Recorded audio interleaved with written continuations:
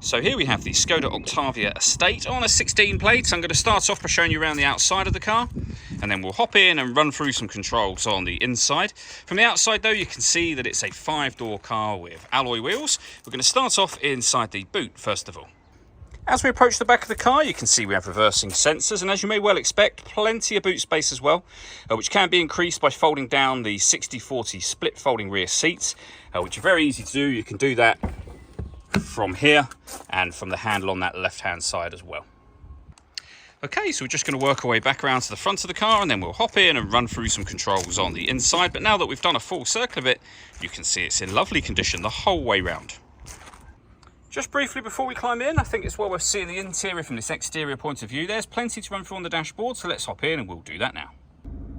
Okay, now that we're inside the car, we're going to start with the dials. On the left hand side, we have the rev counter and the coolant temperature gauge. And on the right hand side, the speedometer and fuel gauge. In the centre, you can see the total miles of this car first of all. They are 88,110.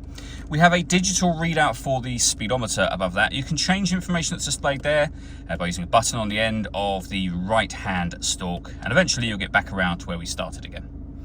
Over in the centre, we have the main touchscreen. So you have a few physical buttons down the right and left hand side. So we're on the radio menu, for example, at the moment, and then it becomes touchscreen. So you'll see there we have DAB, FM and AM radio. If you're listening to your own music, press the media button. And again, similarly on the screen, we have a number of ways you can listen to your own music. So SD memory card input, USB input and Bluetooth audio as well. So you can stream your own music wirelessly as well as making and receiving phone calls. That is, of course, after you paired the phone, which is done by hitting the phone button and following the instructions on screen and on your phone screen from there. Below that, we have the dual zone climate control.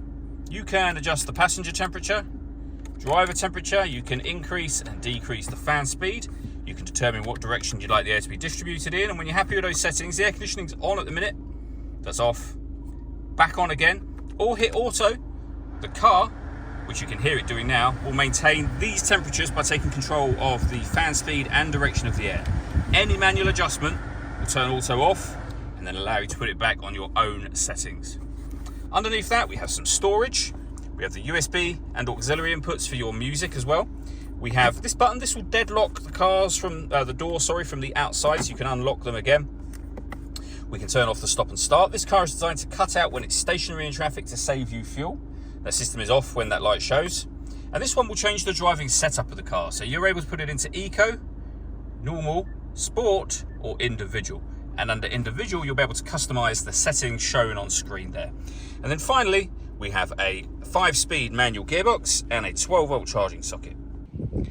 All that leaves me to say is thank you for taking the time to watch this video. If you'd like to come and see the car in person and have a test drive, please feel free to give us a call here at Surrey Specialist Cars. We'd love to hear from you soon.